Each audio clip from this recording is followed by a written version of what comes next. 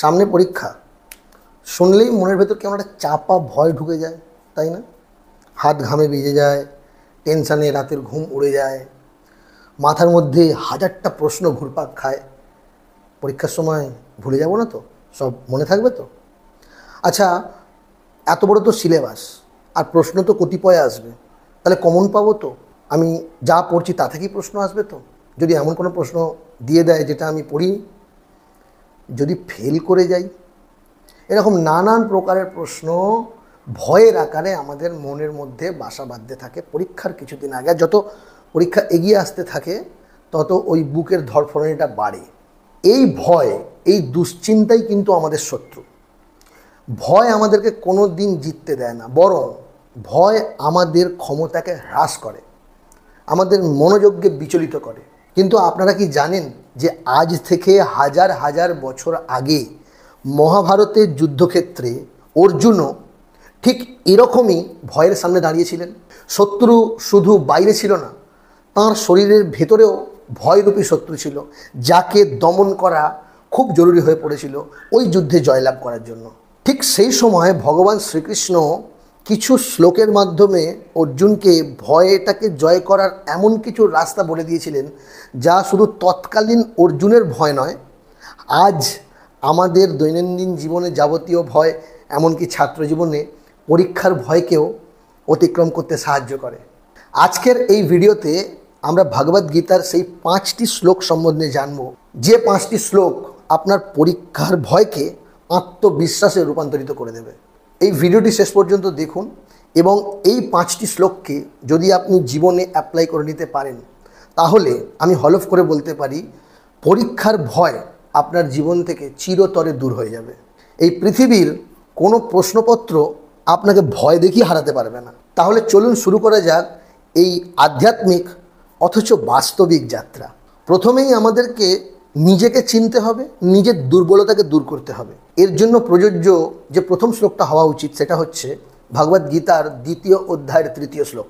ক্লৈব্যং মাস মা গমঃ পার্থ নৈতত্তয়ুপপদ্যতে ক্ষুদ্রং হৃদয় দৌর্বল্যং তক্ত্বতিষ্ঠ পরন্তপ। অর্থাৎ বাংলা করলে দাঁড়ায়, হে পার্থ, অর্থাৎ অর্জুনকে বলা হচ্ছে, কাপুরুষতা তোমায় মানায় না, হৃৎপিণ্ডের দুর্বলতা ত্যাগ করে উঠে দাঁড়াও। অর্থাৎ ভগবান শ্রীকৃষ্ণ কি বলছে, এই ক্লীবের ক্লৈব্যং মাসমগম পার্থ নৈতত্তযুপপদ্যতে, ক্লীবের মতো নিজেকে আশ্রয় করো না, ক্লীবত্ব প্রাপ্ত হয়েও না। ক্ষুদ্রং হৃদয় দুর্বল্যং তক্ত্বতিষ্ঠ পরন্তপ। হৃদয়ের যদি ছোট থেকে ছোট দুর্বলতাও থেকে থাকে, সেটাকে কাটিয়ে উঠে দাঁড়াও। নিজেকে দুর্বল ভাবা বন্ধ করুন। ভগবান শ্রীকৃষ্ণ বলছেন নিজেকে দুর্বল ভাবা বন্ধ করুন। আপনি এটা মনে করুন যে আপনি যখন পড়তে বসেছেন, আপনি জানেন, আপনার মধ্যে জ্ঞান এসেছে, আপনি পরীক্ষাতেও ভালো পারফর্ম করবেন। এই আত্মবিশ্বাসটা নিজের মধ্যে জাগান। আপনি আগেও পেরেছেন, আগের ক্লাসগুলো উত্তীর্ণ হয়ে এই ক্লাসে এসছেন, এই ক্লাসে পরীক্ষা দিচ্ছেন। যে কোনো ফিল্ড হতে পারে, কম্পিটিটিভ ওয়ার্ল্ডে হতে পারে, যে কোনো ফিল্ডে আপনি অনেকগুলো পরীক্ষা ইতিমধ্যেই জীবনে দিয়ে এসছেন, সেগুলো উত্তীর্ণ হয়ে এসছেন, তার মানে আপনি এটাও পারবেন। এই আত্মবিশ্বাসটা আপনাকে জাগাতে হবে। যখনই আপনার মনে হবে যে আপনি দুর্বল হয়ে পড়ছেন, ভেঙে পড়ছেন, পরীক্ষার ভয় আপনাকে গ্রাস করছে, তখনই আপনি নিজেকে নিজে বলুন তক্ত্বতিষ্ঠ পরন্তপ। পরন্তপ মানে শত্রুহন্তা, শত্রুকে ভয়। সবসময় বাইরের শত্রু শত্রু নয়, ভয়ও আমাদের একটা শত্রু। তক্ত্বতিষ্ঠ পরন্তপ, তাকে ত্যাগ করে উত্তিষ্ঠ হও। আমি পারবো না এই কথাটা আপনারই শত্রু, আমি পারবো, রোজ নিজেকে এই কথাটা মনে করান। 2য় শ্লোকে আমরা শেখার চেষ্টা করব যে ফলের চিন্তা নয়, কর্মই আসল। এই কর্মটা করলেই, যেরকম কর্ম করবো সেরকম ফল পাবোই। ফলের চিন্তা করলে কর্মটাই করতে পারবো না। এর জন্য শ্লোক হচ্ছে 2য় অধ্যায়েরই 47তম শ্লোক। কর্মণ্যে বাধিকারস্তে মা ফলেষু কদাচনা মা কর্মফল হেতুর ভূর মা তে সঙ্গস্ত্ব কর্মণি। অর্থাৎ কর্মেই তোমার অধিকার আছে, কর্মফলে তোমার অধিকার নেই। কর্মফলের আসক্তি যেন তোমার কর্মের অন্তরায় বা বাধা হয়ে না দাঁড়ায়। পড়াশোনা করাই আপনার কর্তব্য, পরীক্ষার আগে পড়াশোনা করাই আপনার কর্তব্য। সেই পড়াশোনাটাকে মন দিয়ে করুন। যদি পড়াশোনা ভালো হয় তাহলে অবশ্যই পরীক্ষার ফল ভালো হবে। কিন্তু পরীক্ষার ফল কেমন হবে এই ভয়টা যদি আপনাকে কুড়ে কুড়ে খায়, তাহলে কিন্তু আপনার রেজাল্ট ভালো হবে না। কারণ আপনার পড়াটাই তখন ক্ষতিগ্রস্ত হচ্ছে, সবসময় ভয় পাচ্ছেন, অ্যাংজাইটি হচ্ছে। এটাকে আপনাকে দূর করতে হবে। যখনই আপনার মনে হবে যে রেজাল্ট কেমন হবে, এই চিন্তা আসবে, তখন আপনি এই শ্লোকটা স্মরণ করুন। কর্মণ্যেবাধিকারস্তে মা ফলেষু কদাচন। কর্মে আমার অধিকার আছে, কর্মফলে অধিকার নেই। সুতরাং কর্মফলের আশা ত্যাগ করে এখন কর্মটা করতে হবে। কর্ম ভালো হলে অটোমেটিক ফল ভালো হবে। তৃতীয় শ্লোকে আমরা জানব মনোযোগ ও শান্তির ব্যাপারটা। শান্তি খুব বড় জিনিস, মনোযোগও খুব বড় জিনিস। মনোযোগ দিয়ে পড়তে হবে আর শান্ত হয়ে শান্তি আনতে হবে মনের মধ্যে।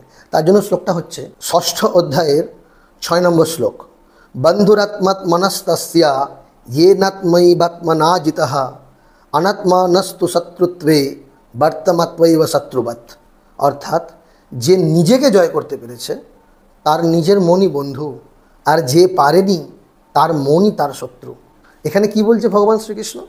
যে মনই আমাদের সবথেকে বড় বন্ধু, আবার মনই আমাদের সবথেকে বড় শত্রু। পরীক্ষার আগে পড়াশোনা করার সময় আপনার মন প্রথমেই ডিসাইড করে দেয় যে আপনি পরীক্ষায় পাস করবেন কি করবেন না, আপনি ভালো সাফল্যের দিকে এগোবেন কি এগোবেন না। মাঝে মাঝে হয় না, পড়তে পড়তে মনে হয় একটু মোবাইল ঘেটে নিই, একটু সোশ্যাল মিডিয়ায় ঘুরে আসি পড়তে পড়তে। তো এই যে মনোযোগের অভাব, এই মনোযোগের অভাবটাকে জয় করতে পারে কি করে? আপনার মনটাকে আপনাকে জয় করতে হবে। আপনি যদি আপনার মনকে জয় করতে পারেন তাহলে আপনার মনের থেকে বড় বন্ধু আপনার আর কেউ নেই। কিন্তু আপনি আপনার মনের কন্ট্রোলে যদি নিজে চলে যান, মানে আপনার মন আপনাকে কন্ট্রোল করছে, তখন কিন্তু আপনার মনের থেকে বড় শত্রুও কেউ নেই। কারণ এই মন কিন্তু আপনাকে দিয়ে যা ইচ্ছা তাই করাতে পারে।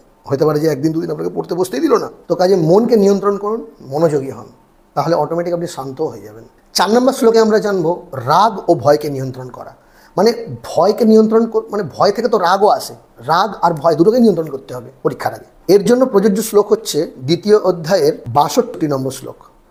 ধ্যায়ত বিষয়ান পুংস সঙ্গস্তেষু পজায়তে সঙ্গাত সঞ্জায়তে কামঃ কামাত ক্রোধ বিজায়তে। অর্থাৎ অতিরিক্ত আসক্তি থেকে কামনা জন্মায়, কামনা থেকে রাগ, আর রাগ থেকে ভয় ও বিভ্রান্তি।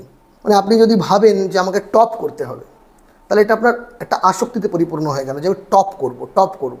এই চিন্তায় যদি আপনি ডুবে যান যে আমাকে টপ করতে হবে, আমাকে সবাইকে ছাপিয়ে যেতে হবে, যদি বাই চান্স এটা না হয় তাহলে আপনার রাগ আসবে।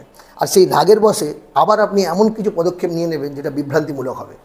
তাই রাগ শূন্য, কামনা শূন্য হয়ে, আসক্তি শূন্য হয়ে আপনাকে পড়াশোনা করতে হবে। তাহলে দেখবেন পরীক্ষার ভয় আপনার কিচ্ছু করতে পারবে না। শান্ত থেকে পড়ুন, পরীক্ষাকে শেখার অংশ হিসেবে নিন। পরীক্ষা দিয়েও তো আমি শিখবই। ছাত্র জীবনে পরীক্ষার একটা অনেক বড় মাহাত্ম্য রয়েছে। ছাত্র জীবনে পরীক্ষা আপনাকে জীবনের পরীক্ষায় উত্তীর্ণ হতে শেখায়। ছাত্র জীবনের পরীক্ষায় ভুল করে আপনি পার পেতে পারেন, কিন্তু জীবনের পরীক্ষায় ভুল করে পার পাবেন না। সুতরাং ছাত্র জীবনের পরীক্ষায় যে ভুলগুলো করছেন তার থেকে শিক্ষা নিন। এবার সর্বশেষ কি করবেন? এই 4টে শ্লোক হওয়ার পর সর্বশেষে আপনাকে করতে হবে ঈশ্বরে ভরসা। এখন আমি সব করে নিয়েছি, মনোযোগ সহকারে পড়াশোনা করেছি, নিজের মনকে কন্ট্রোলে রেখেছি, নিজের দুর্বলতাকে কাটিয়ে উঠেছি, যা কিছু করণীয় আমি সব কিছু করেছি। কিন্তু তারপরেও পরীক্ষার হলে ঢোকার আগে হয়তো একটু ভয়ের উদ্বেগের একটা উদয় হলো, যে আমার একটু উদ্বেগ হচ্ছে পরীক্ষার আগে, মনে হচ্ছে যে কি করব না করব। তখন আপনার শেষ কর্মটা হবে ঈশ্বরে ভরসা।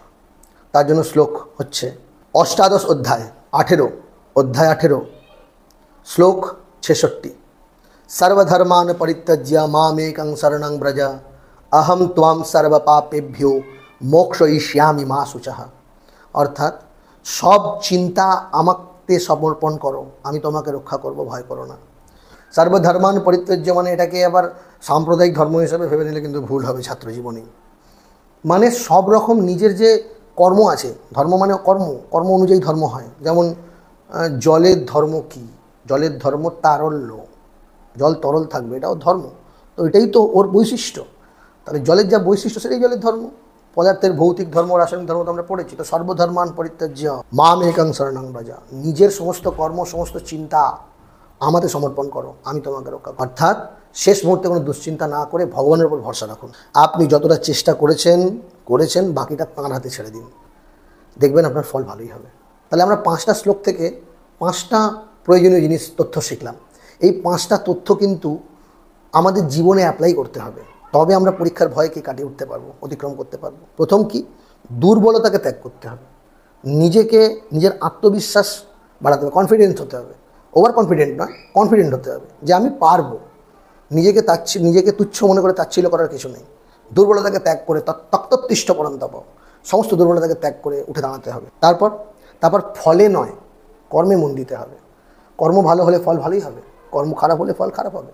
কিন্তু ফল ভালো হবে না খারাপ হবে এই চিন্তা এখন থেকেই করলে কর্মটাই করা যাবে না। এই ফলের আসক্তি যেন কর্মের বাধা হয়ে না দাঁড়ায়। রেজাল্ট কী হবে এটা ভেবে যেন পড়াশোনায় আমি ঘাটতি না করি। রেজাল্ট যা হওয়ার হবে, আমি জ্ঞান লাভ করছি, আমার জ্ঞান চাই। জ্ঞান ঠিকঠাক লাভ হলে রেজাল্ট ভালোই হবে। তৃতীয় কি, মনকে বন্ধু বানান, মনকে শত্রু হতে দেবেন না। মন কখন আপনার শত্রু হবে?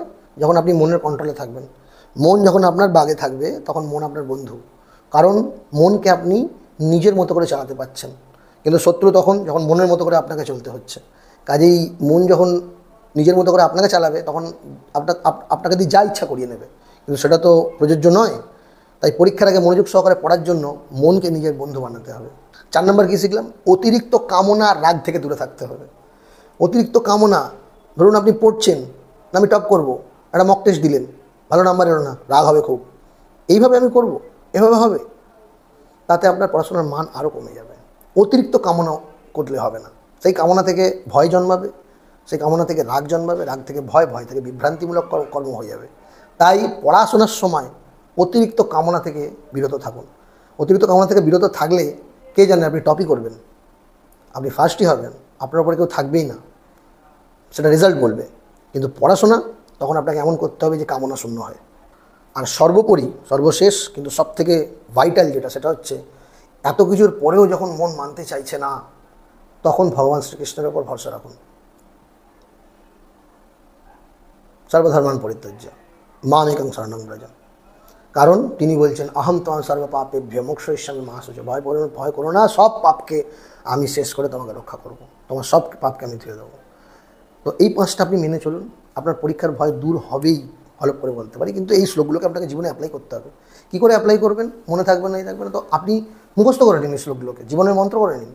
যখন এরকম সিচুয়েশনে পড়বেন তখন শ্লোকটা একবার আওড়ে নিন, সংস্কৃতে না পারলেও বাংলায় আওড়ে নিন, যে গীতায় ভগবান শ্রীকৃষ্ণ এটা বলছেন। দেখবেন আপনার মনটা অটোমেটিক সেই জায়গায় ঠিক সেই শ্লোক যা বলছে সেই কর্ম করবে। নিজের অন্তরে, নিজের শরীরের মধ্যে মিশিয়ে নিন শ্লোকগুলোকে। এই 5টা মন্ত্রই কিন্তু আপনার পরীক্ষার ভয়কে আপনার শক্তিতে রূপান্তরিত করে দেবে। এবারে আপনি পরীক্ষার সময় কোন ভয়টা সবথেকে বেশি অনুভব করেন কমেন্টে জানান।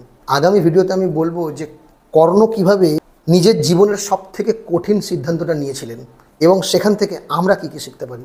মিস করবেন না যেন। ভিডিওটি ভালো লেগে থাকলে লাইক করুন। যদি মনে হয় যে এই ভিডিওটি আপনার বন্ধুবান্ধব আত্মীয় স্বজনদের জীবনে কার্যকরী হবে তাহলে শেয়ার করুন। আপনাদের মতামত কমেন্টে জানান এবং চ্যানেলটি সাবস্ক্রাইব করে আমাদের এই আধ্যাত্মিক অথচ বাস্তবিক যাত্রায় যুক্ত থাকুন। দেখা হচ্ছে পরের ভিডিওতে। প্রণাম।